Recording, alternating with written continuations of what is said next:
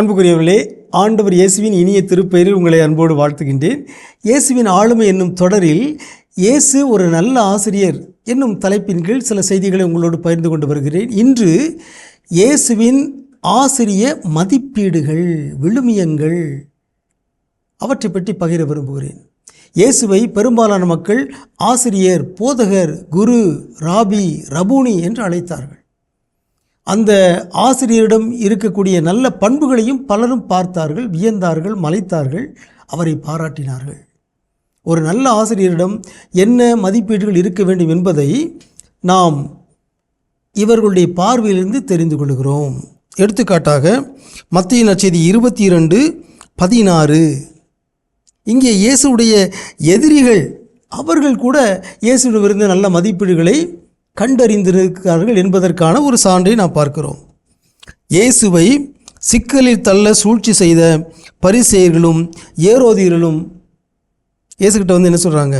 போதகரே, நீர் உண்மையுள்ளவர், எவரையும் பொருட்படுத்தாமல் கடவுளின் நெறியை உண்மைக்கேற்ப கற்பிப்பவர், ஆள் பார்த்து செயல்படாதவர். 3 முக்கியமான பண்புகள், நல்ல ஆளுமைகளுக்கு இருக்க வேண்டிய 3 முக்கியமான பண்புகள். 1, உண்மை உள்ளவர், நம்பகத்தன்மை.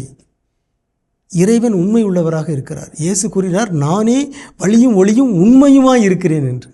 ஆகவே உண்மை, நேர்மை என்பது மிகச்சிறந்த ஒரு மதிப்பீடு.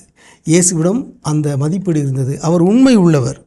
2வதாக கடவுளின் நெறியை உண்மைக்கேற்ப கற்பிப்பவராக இருந்தார். ஆகவே உண்மையை கற்பித்தல், உண்மையை கற்றுக் கொடுத்தல், கடவுளின் நெறியை உண்மைக்கேற்ப கற்றுக் கொடுத்தல், அது ஒரு சிறந்த மதிப்பீடு. அங்கே எந்த சமரசமும் செய்து கொள்ளவில்லை. சமரசம் செய்யாமல் பணியாற்றிய ஒரு ஆளுமையாக இயேசு விளங்கினார். இன்று எல்லா ஆசிரியர்களுக்கும் இயேசு சிறந்த எடுத்துக்காட்டாக இருக்கிறார். இயேசுவைப் போல எல்லா ஆசிரியர்களும் சமரசம் செய்யாமல் உண்மைக்கேற்ப தங்களுடைய பணியை கற்றுக் கொடுக்கும் பணியை செய்ய வேண்டும்.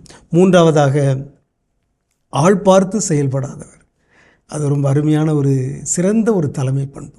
நல்ல ஆளுமைகள் ஆள் பார்த்து செயல்படுவதில்லை.